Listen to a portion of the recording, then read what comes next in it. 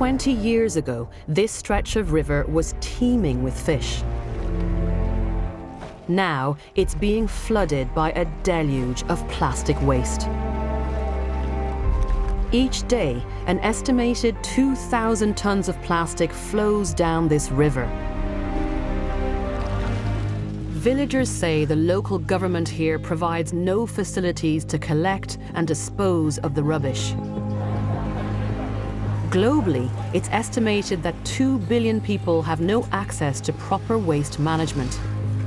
It's estimated that annual plastic production in 2050 will have increased by 500%. And every minute, an entire rubbish truckload of plastic ends up in the ocean.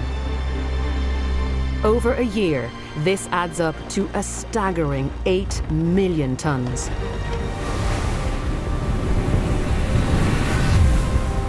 The fishing industry puts more plastic in the sea than any other sector.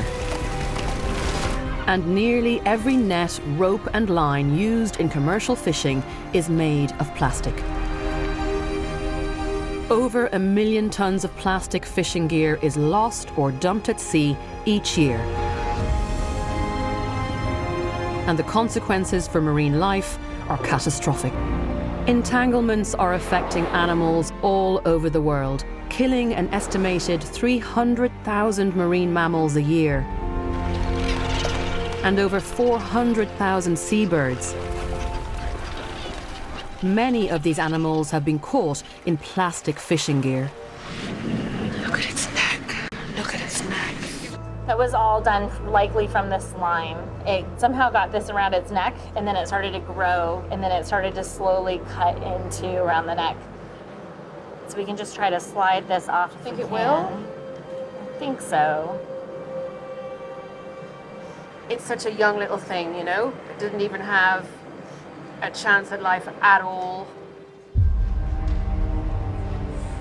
She's breaking my heart. They're all breaking my heart. This whole situation is breaking my heart. It's too much. As scientists work tirelessly to better understand this crisis, a new plastic threat, possibly the most serious yet, is emerging. Trillions of microplastics. Tiny pieces of plastic, some no bigger than a speck of dust, floating in our oceans. These microplastics are even transported to the top of the world, miles from any human habitation.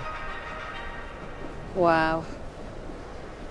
Even here, we are in a very remote part of the planet. And yet, tomato ketchup. So now we're just going to take a scoop of the top layer of sand. Okay. And put the sand in carefully. Microplastic. Much of it is a result of larger pieces breaking up at sea. But microscopic fibers are being washed out of our synthetic clothing. In each synthetic wash cycle, more than 700,000 microplastic fibers are released into the environment. Microbeads in toothpaste and face scrubs are being washed down the sink. And rain is flushing tiny plastic fragments from our car tires into drains. And it's found its way into the food chain. Scientists injected microplastics with a fluorescent marker. They discovered tiny plankton are ingesting them. They then focused their research up the food chain to small fish, mussels, clams, and oysters, and discovered that they were ingesting microplastics too. The concern now is that microplastics are heading further up the food chain. There's no doubt that this bird died as a result of this plastic ingestion. The contents of this bird's stomach is the equivalent of a human eating 10 kilos of plastic. What effect is it having on us? Plastic is entering our bodies from a whole host of different sources. From the air we breathe, the water we drink, the food we eat. We can try to clean up our rivers and coastlines. We can even try to clean up the plastic that's far out at sea.